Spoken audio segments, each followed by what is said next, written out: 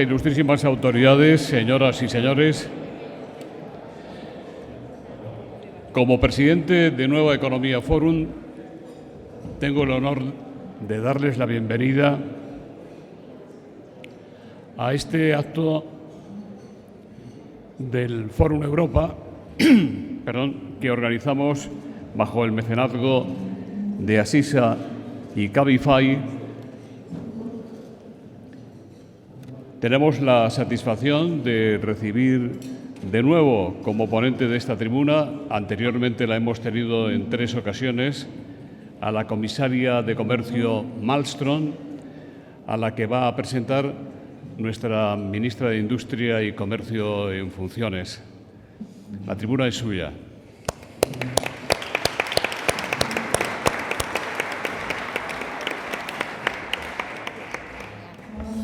Muchas gracias, José Luis. Buenos días a todos y todas. Quiero empezar, como no, primero agradeciendo a Cecilia Malmström por haber pensado en mí para presentarla en este desayuno y, como no, a Nueva Economía Forum por contribuir al debate público en temas de actualidad como los que sin duda hoy va a plantear la comisaria Malmström.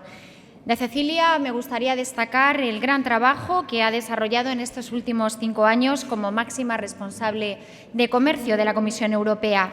Años complicados a los que Cecilia ha sabido enfrentarse con mucha dedicación y también con gran responsabilidad, y ello sin duda ha permitido que la política comercial se haya convertido en un dinamizador de la economía europea, pero también en una palanca de cambio para avanzar hacia un modelo de crecimiento sostenible e inclusivo.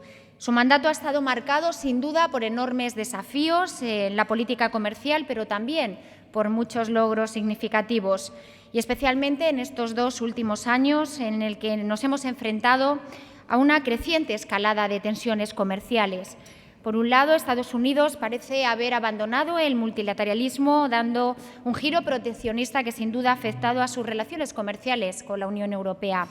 Esto ha llevado a establecer un marco complejo de negociaciones comerciales en diferentes frentes abiertos, como el acero, el aluminio, los automóviles, la aceituna negra de mesa o las aeronaves civiles o la ley Helms-Burton.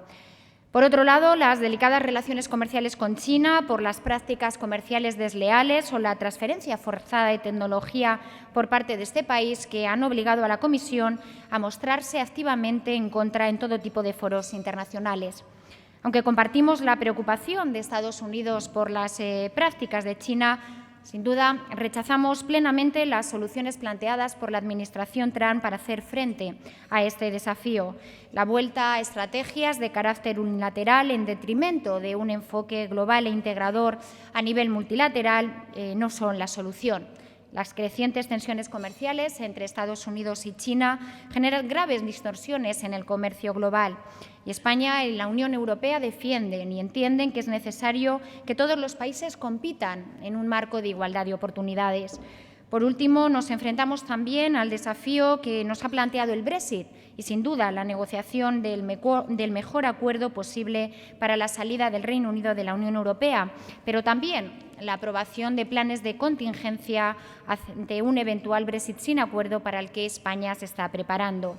Y frente a estos desafíos también quiero destacar importantes logros a los que la comisaria sin duda ha sido parte fundamental, y entre los que se encuentran, como no, el acuerdo de asociación con Mercosur, alcanzado apenas unos meses y en los que, como saben, España ha tenido una participación muy activa. El acuerdo con Japón, que entró en vigor el 1 de febrero y que supone sin duda el acceso a uno de los mercados más exigentes y proteccionistas en el plano internacional. El CETA con Canadá, la conclusión de los acuerdos de Singapur y Vietnam, que están pendientes de su entrada en vigor, o la modernización del acuerdo de México, muy importante, como saben, para las empresas españolas. Y a estos logros quiero añadir también un cambio en la orientación de la política comercial europea. Y en este punto me gustaría destacar que durante el mandato de la comisaria Malmström se ha incorporado por primera vez cláusulas de género en los acuerdos comerciales. Asimismo, se ha avanzado en una política comercial de inclusión con acuerdos que incorporan capítulos de desarrollo sostenible y disposiciones de comercio inclusivo para hacer más accesibles las ventajas del acuerdo a empresas y ciudadanos. porque la política comercial, además de basarse en reglas, tiene que desarrollarse también conforme a valores como la igualdad de género, el empleo digno o la sostenibilidad. Y este nuevo enfoque es también el que defendemos desde el Gobierno de España y hemos trabajado con la Comisión para su desarrollo y para su extensión a los acuerdos comerciales. Gracias, Cecilia, por tu compromiso en este enfoque que sin duda va a permitir mejorar la vida de millones de personas en todo el mundo. Y finalmente no quiero dejar de mencionar el brillante currículum de la comisaria Malmström, doctora en Ciencias Políticas y profesora titular del Departamento de Ciencias Políticas de la Universidad de Gotemburgo. Como saben, ha centrado sus labores de investigación en los campos de la política europea, del regionalismo, de la inmigración o del terrorismo.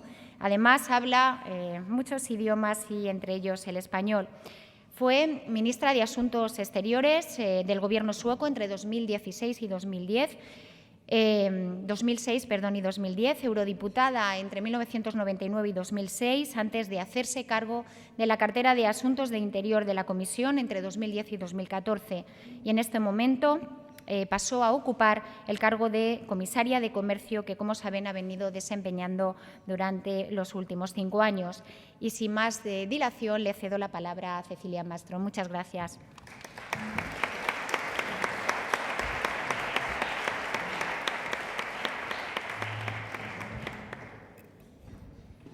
Muchas gracias por esta introducción, señora ministra. Don José Luis Rodríguez, presidente del Foro de Nueva Economía, damas y caballeros, es un gran placer estar aquí de nuevo.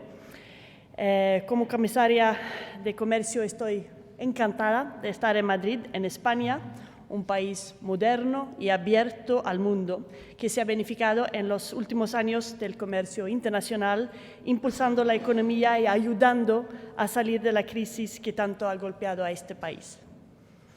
Hoy, más de 1.300.000 empleos en España dependen directamente de las exportaciones.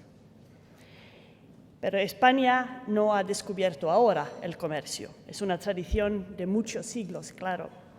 Es España quien inició lo más parecido al comercio global, tal como lo conocemos hoy. Durante 250 años, el Galeón de Manila aseguró el comercio entre Asia y América y desde ahí a Europa. El doblón de plata llamado Real de A8 fue la primera moneda de cambio de ese comercio mundial. Así lo reconocía el economista inglés Adam Smith en su libro The Wealth of Nations. Y dice, la moneda de plata es el bien más preciado de los barcos que viajan de Acapulco a Manila, la principal mercancía que asegura el comercio entre los dos extremos del viejo mundo, conectando estas dos partes tan distintas del mismo continente. España también ha vivido años oscuros de autarquía, aislamiento y barreras al comercio durante la dictadura franquista. Pero España volvió a abrirse al comercio mundial, entrar en la Unión Europea y acceder a su mercado interior, trayendo el mayor periodo de prosperidad de vuestra historia. Y el comercio mundial es una historia de éxito en este país. Así que este es el mejor lugar, la mejor audiencia, de hablar de uno de los temas que más ocupa las portadas de prensa y las redes sociales hoy. Nos levantamos cada día al golpe de un tuit con la noticia de nuevos aranceles, sanciones, amenazas de romper o no cumplir este o otro acuerdo comercial. Las reglas e instituciones del comercio internacional viven en este momento su crisis más profunda desde que se creó el GATT en 1947. El funcionamiento de la Organización Mundial de Comercio está seriamente amenazado. El 10 de diciembre de este año, el órgano de apelaciones que dirime los conflictos comerciales e interpreta las reglas dejará de funcionar ante la negativa de los Estados Unidos de renovar los cargos de jueces de apelación. Porque los Estados Unidos, la mayor economía del mundo, ha dejado de respetar las reglas multilaterales. Se ha retirado del Acuerdo de París de cambio climático y ha impuesto aranceles de cientos de miles de millones de exportaciones chinas. También ha puesto aranceles, como le decía la ministra, a nuestras exportaciones de acero y aluminio y aranceles a las aceitunas españolas, de la que dependen miles de empleos en Andalucía. También ha reactivado las sanciones de la ley Helms-Burton, que afecta especialmente a las empresas españolas con inversiones en Cuba. Y la amenaza de más aranceles contra productos chinos no se ha acabado. También contra productos europeos, ya sea como resultado de un antiguo litigio entre la Unión Europea y Estados Unidos sobre las subvenciones a Boeing y Airbus, o contra nuestras exportaciones de coches a Estados Unidos, con el argumento que son un riesgo para la seguridad nacional de Estados Unidos.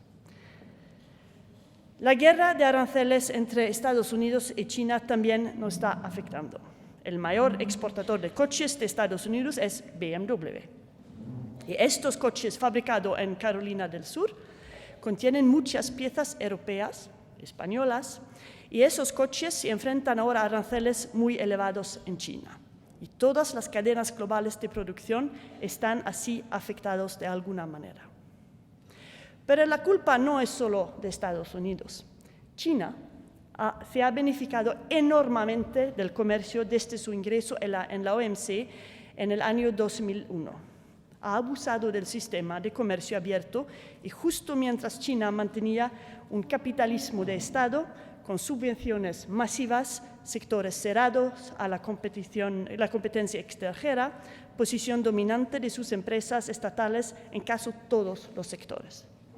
En este sentido, comparto la frustración de la administración americana y sus análisis que China es la mayor parte del problema, pero no compartimos la solución al problema por una vía unilateral y rompiendo la baraja de las reglas existentes.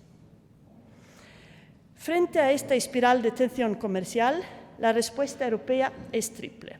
Primero, hay que mantener, pero modernizar las reglas de la OMC, la Organización Mundial de Comercio. Sobre todo, adaptarle para hacer frente a los excesos del capitalismo de Estado de China.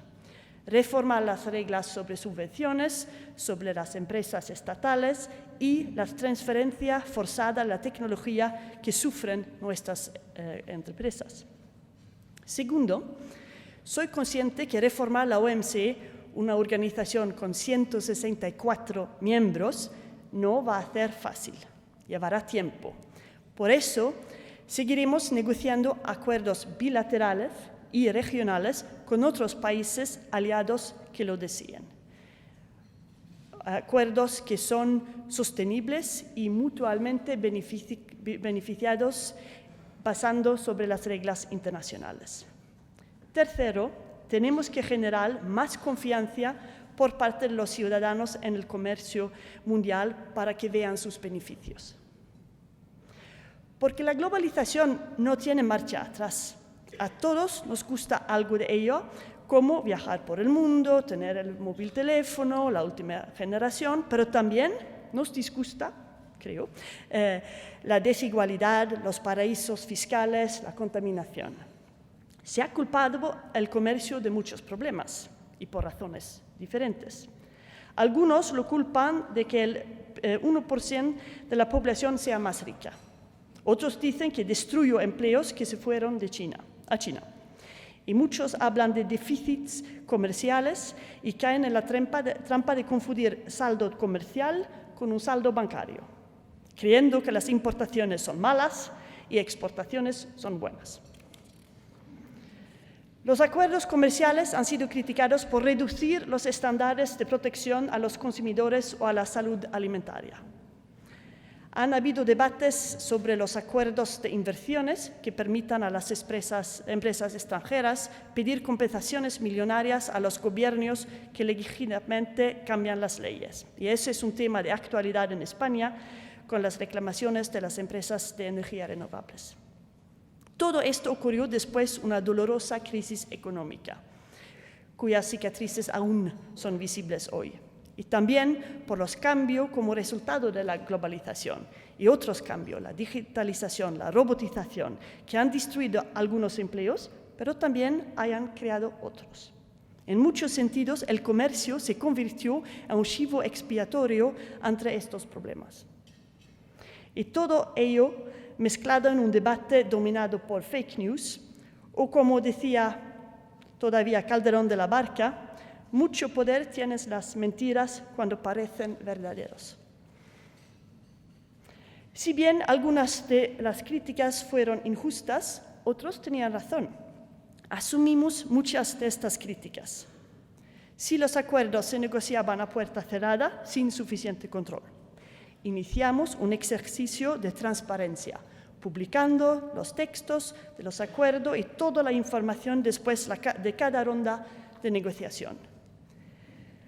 El comercio no incluía de manera suficiente valores fundamentales, el respeto de los derechos humanos, la protección del medio ambiente, derechos sociales, reglas laborales. Ahora tenemos nuestros acuerdos, todos, contienen un capítulo de desarrollo sostenible con normas vinculantes que obligan a las partes a ratificar e implementar una lista de convenciones de la Organización Internacional del Trabajo, como por ejemplo la prohibición del trabajo infantil, la igualdad de remuneración entre hombres y mujeres, 2 ejemplos. También nos decían que los acuerdos comerciales solo benefician a las grandes empresas y multinacionales.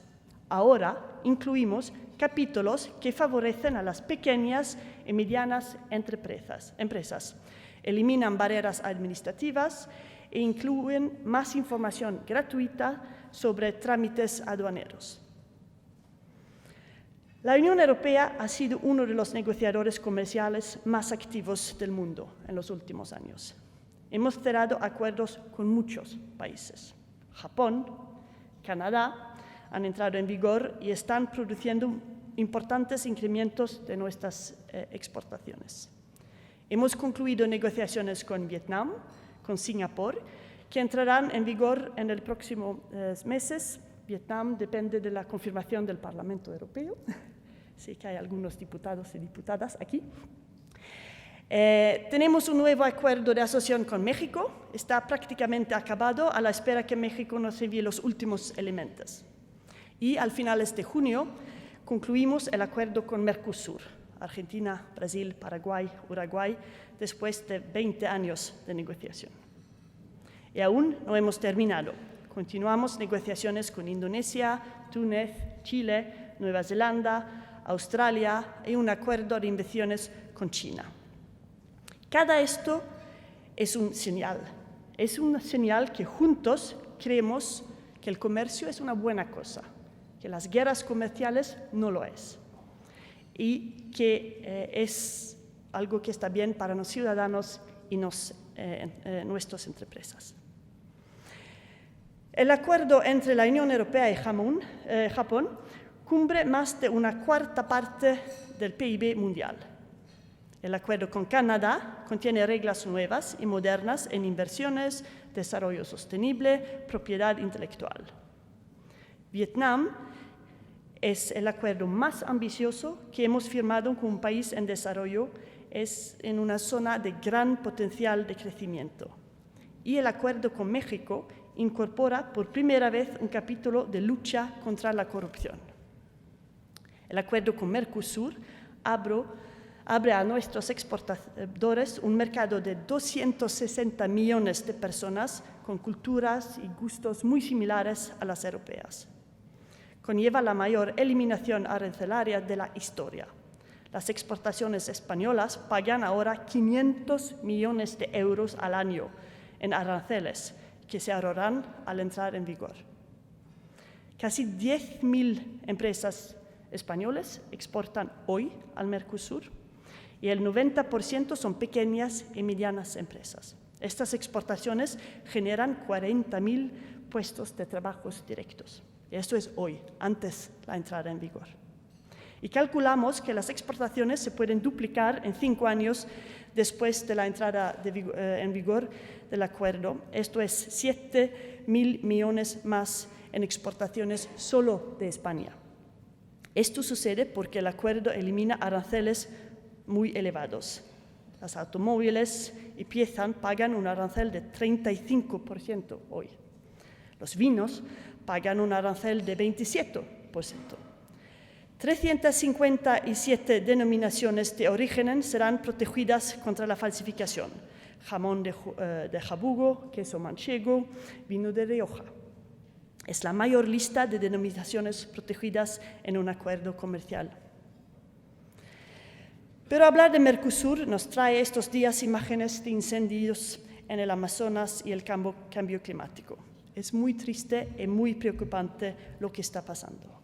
Pero el acuerdo de Mercosur contiene la obligación de ratificar e implementar de manera efectiva el Acuerdo de París sobre cambio climático. Brasil se comprometió en el Acuerdo de París a la reducción de un 37% de las emisiones y replantar 12 millones de hectáreas de árboles en el Amazonas hacia 2030. En el acuerdo con Mercosur, estos compromisos quedan reforzados, dando a la Unión Europea la posibilidad de examinar su cumplimiento e iniciar un proceso de consultas en caso de no respeto. Por tanto, este acuerdo con Mercosur es hoy más necesario que nunca.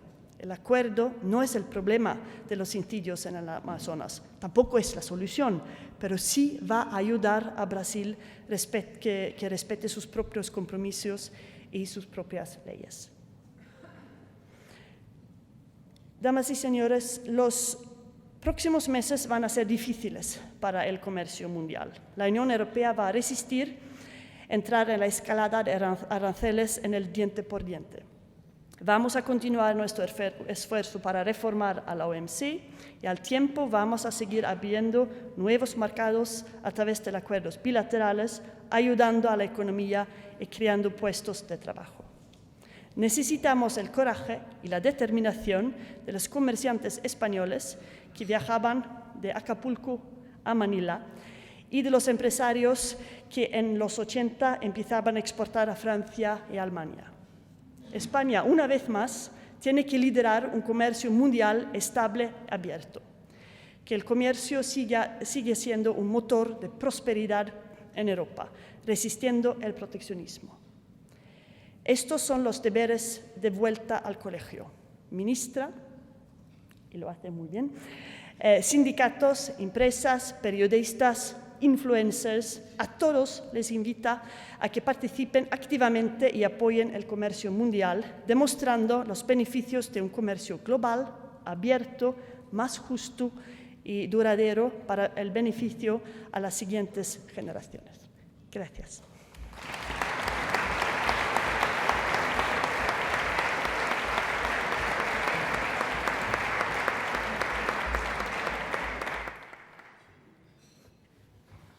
Muchas gracias, comisaria. Muchas gracias, ministra. Con el permiso de la comisaria y por un solo turno, tengo una pregunta que quisiera trasladarle a la señora Maroto, la señora ministra. La hace Rogelio Fernández y dice: señora ministra, ayer usted viajó a Londres para preparar medidas que alivien los efectos de un más que posible Brexit duro. ¿Qué medidas serán estas?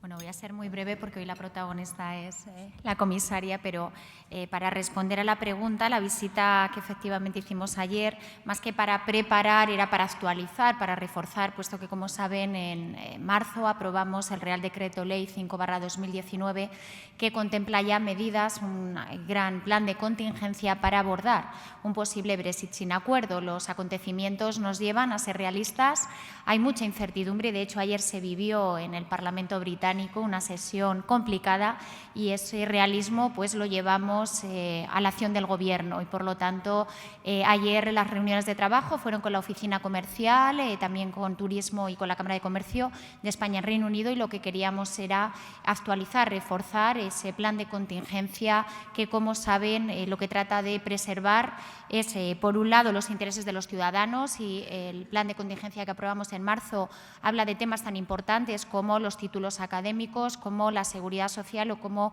por ejemplo, la asistencia sanitaria, pero también preservar los flujos comerciales y de inversión con el que es uno de nuestros socios principales, que es el Reino Unido, teniendo en cuenta que nuestra relación va a seguir siendo reforzada. Es decir, que para nosotros Reino Unido, con Brexit, con acuerdo, sin acuerdo, va a seguir siendo un socio preferente y, por lo tanto, ámbitos como aduanas, como el transporte aéreo o el transporte terrestre, que ya están recogidos en este plan de contingencia, lo que queremos es contrastar con las empresas si están ya preparadas, si tenemos hechos los planes de contingencia y llevamos un año ya trabajando con ellas y hemos puesto a disposición instrumentos como el Checked Brexit, que desarrolla muy bien el ICES y hoy nos acompaña su consejera delegada para ayudar a las empresas a prepararse. Tenemos que estar preparados porque eso va a minimizar sin duda el impacto económico que va a tener un Brexit sin acuerdo y, Cecilia sabe que todos trabajamos para que el escenario sea sin duda el Brexit con acuerdo porque será beneficioso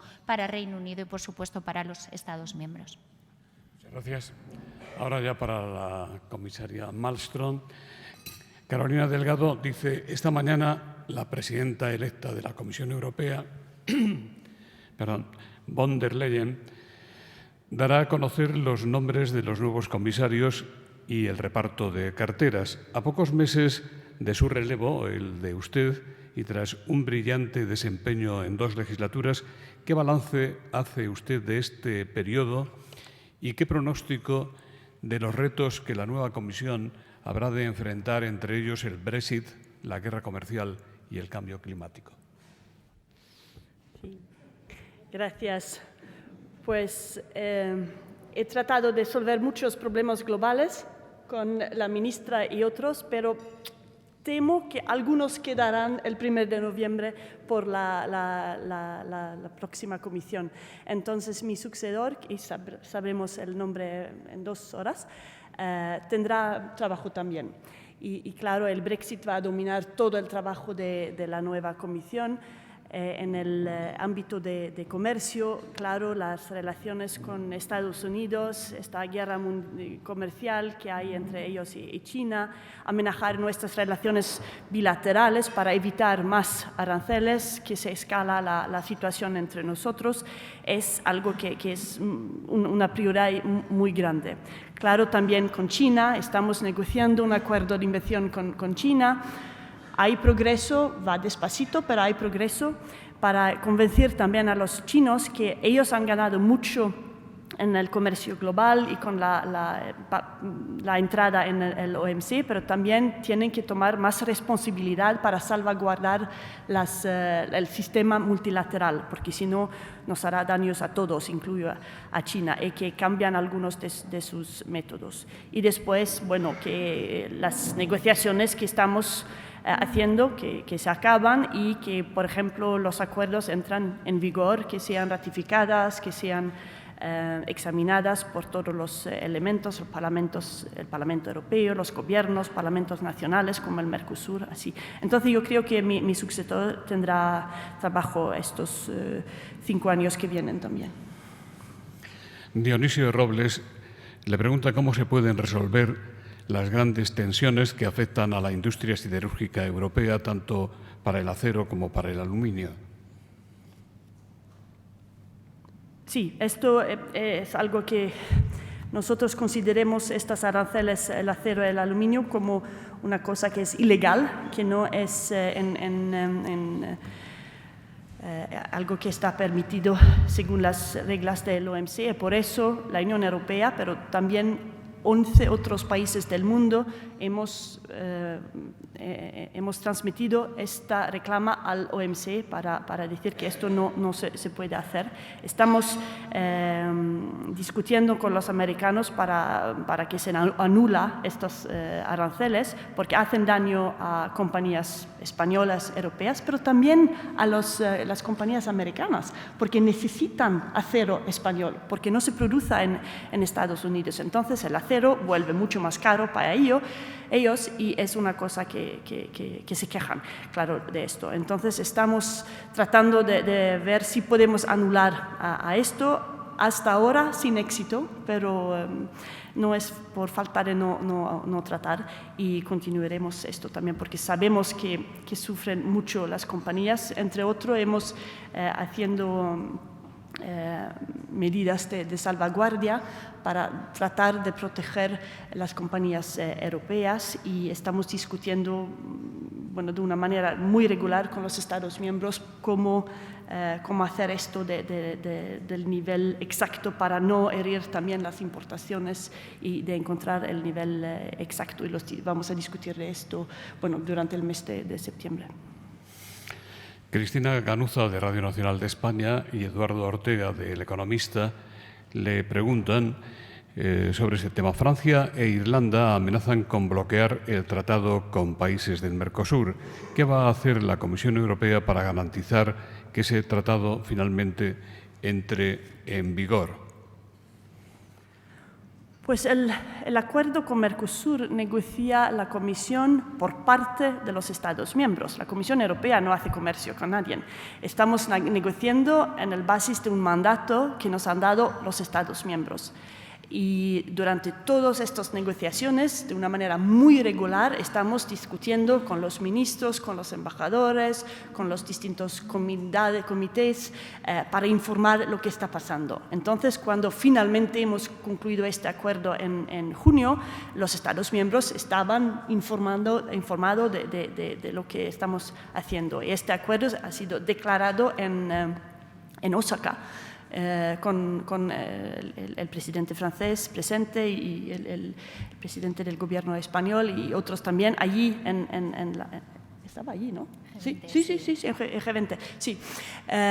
Y ha sido recibido con mucho ánimo y todo el mundo se felicitó de esto porque es un acuerdo muy bueno por Europa, por nuestras economías, pero también dando este señal que nosotros queremos hacer un comercio justo y sostenible. Entonces, hay discusiones sobre Amazonas y sobre el Acuerdo de París, pero el acuerdo no puede garantizar, porque nada puede garantizar, pero el acuerdo hace que Brasil está firmemente posicionado en el Acuerdo de París, porque hay fuerzas que quieren que Brasil salga de este acuerdo. Esto es un llamamiento para que Brasil continúe sus obligaciones que ha firmado en París, y es un útil para ayudarle a cumplir de esto. Sin este acuerdo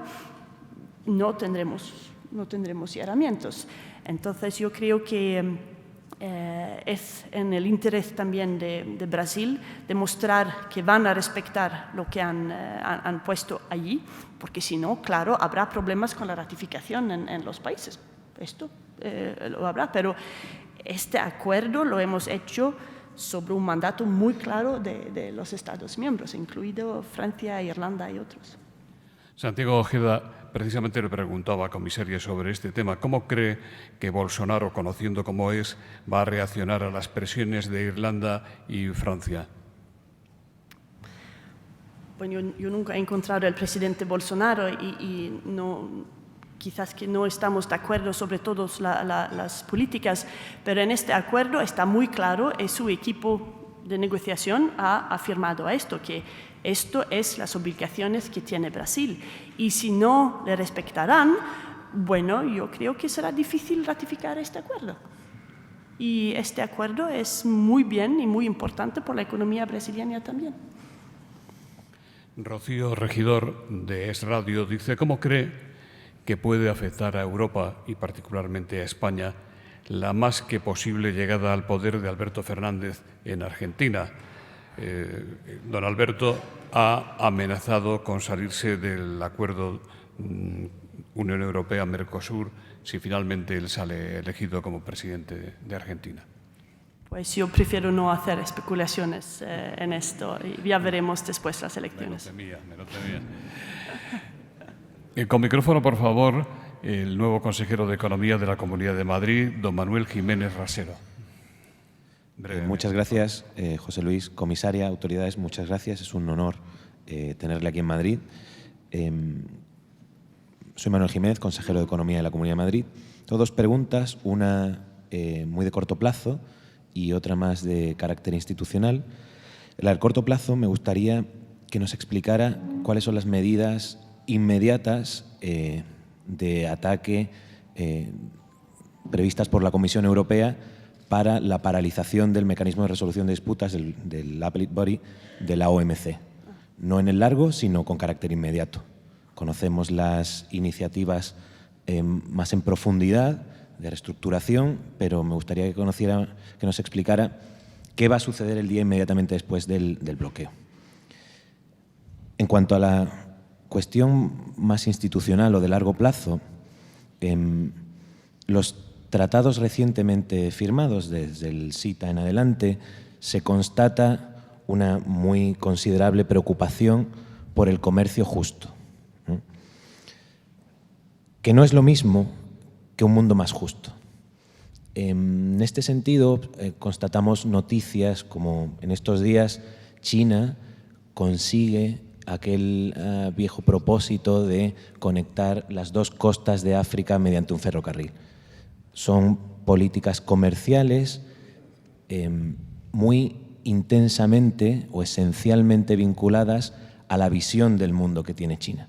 Sin embargo, en la Unión Europea, la política comercial ha estado y está estructuralmente separada de la política exterior y de seguridad común.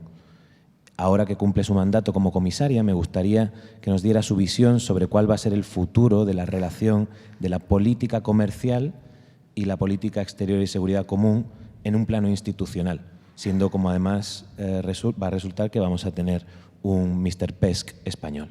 Muchas gracias, comisaria. ¿Cuántas horas tenemos?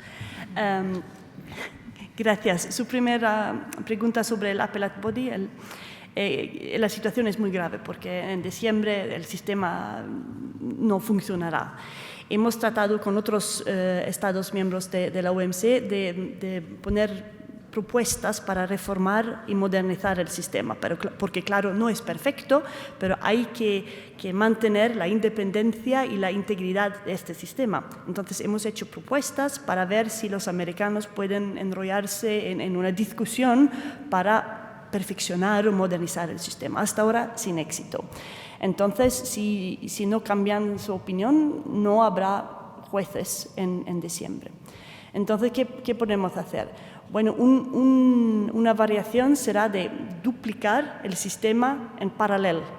Esto se puede hacer sin los americanos, pero por esto de funcionar necesitamos suficientemente de países para que marcha, y por el momento no veo esto aún, y necesitamos los grandes clientes del sistema. Entonces, lo que hemos empezado a hacer, la Unión Europea, por ejemplo, con Canadá, hemos creado este sistema bilateralmente entre nosotros, copiando el sistema entre nosotros. Y vamos a utilizar la secretaria de OMC, las mismas reglas y los jueces. Y estamos discutiendo con otros países quizás hacer la misma cosa como un sistema de seguridad y de previsión puesto por nuestras compañías. Hasta ahora solo tenemos este acuerdo con Canadá. Otros países se han puesto de acuerdo de no, si hay conflictos, de no ir al segundo nivel. Para nosotros esto no es una muy buena solución, pero sí para otros esto funciona a lo mejor. Entonces vamos a continuar cada día. Las discusiones en Ginebra son muy intensivas, pero estamos esperando que los americanos nos digan qué es el problema y cómo lo podemos solucionar. Pero yo soy bastante pesimista.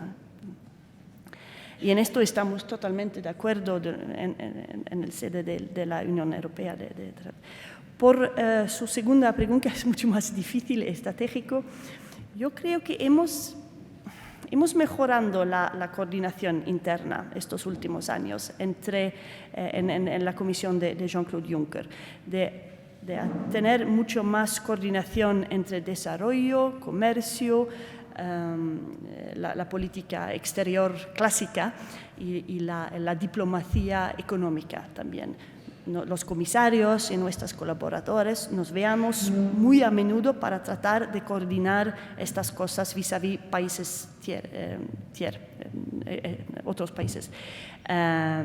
Podemos hacer mejor, y yo creo que esto también es la visión de la señora Ursula von der Leyen, de mejorar este sistema con el señor Borrell, claro, el capitán de este equipo de relaciones exteriores, pero también de los otros comisarios, porque es totalmente necesario. No puedes hacer esto en desarrollo, en comercio y no hablar. Hay que tener una coordinación mucho más estrecha. Y nosotros no estamos de acuerdo con la visión china, porque los chinos, aunque a corto plazo aportan trabajo e investigaciones, no hacen preguntas de derechos humanos, de medio ambiente, de estándares laborales y estas cosas que son muy importantes para nosotros los europeos. Y también ponen muchos países en África en deudas de mucho dinero por muchos años. Entonces, esta estrategia no nos gusta. También hemos reforzado nuestra estrategia vis-à-vis China. Algunos han dicho que en el pasado éramos un poco naive es la palabra, sí, vis-à-vis China, quizás es verdad, pero somos 28, ¿no? Hay que encontrar un compromiso y ahora la estrategia vis-à-vis China es bastante más focalizada y aunque queremos inversiones chinos, también hemos puesto un instrumento para coordinar inversiones en sectores cruciales, estratégicas, porque la Comisión no puede decir sí o no, pero para coordinar un poco de esto, porque veamos que hay un precio también. Hemos reforzado nuestras políticas de defensa, de proteger contra el dumping y todo esto. Estos instrumentos están más elaboradas en este momento. Yo creo que esta es la política que quiere que seguir. La señora von der Leyen también ha anunciado que quiere examinar la posibilidad de hacer una tasa de frontera. El impuesto medioambiental, el border tax. Sí, el border tax, sí, para disminuir las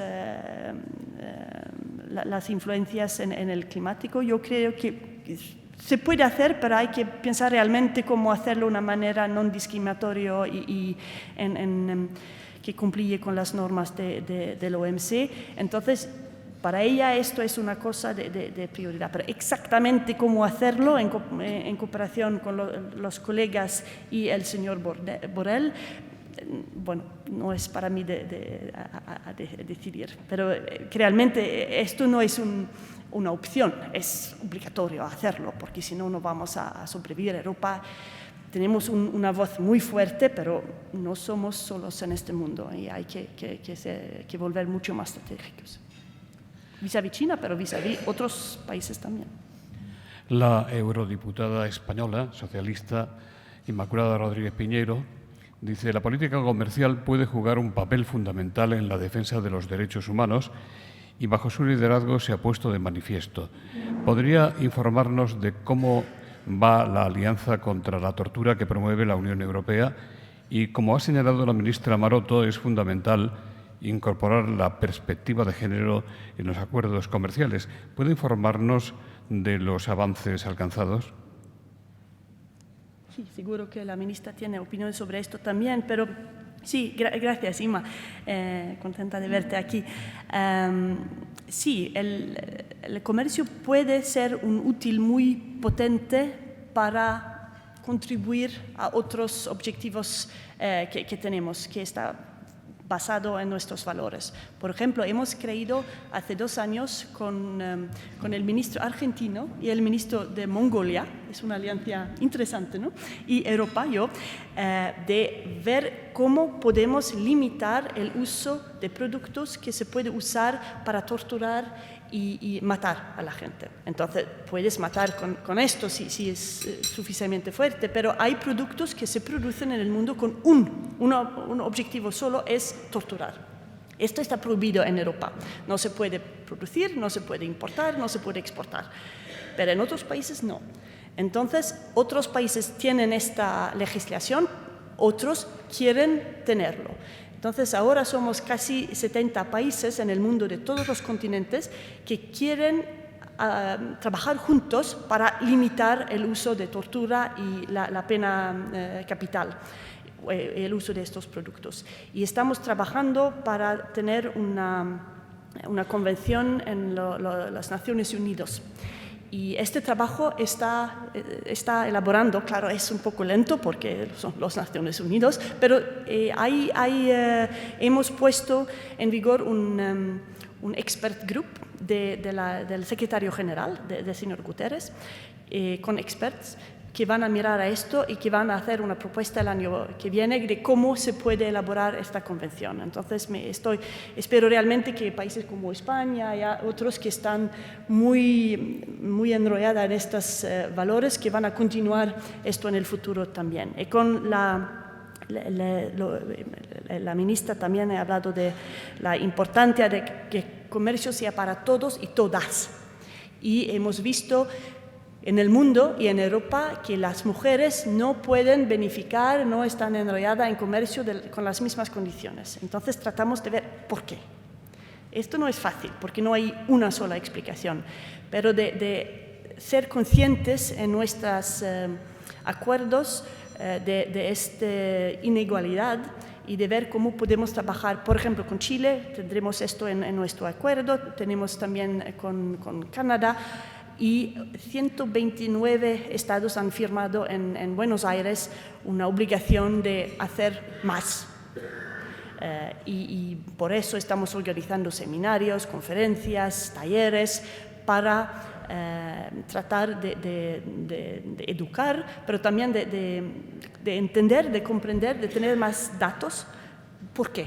¿Qué son los obstáculos estructurales?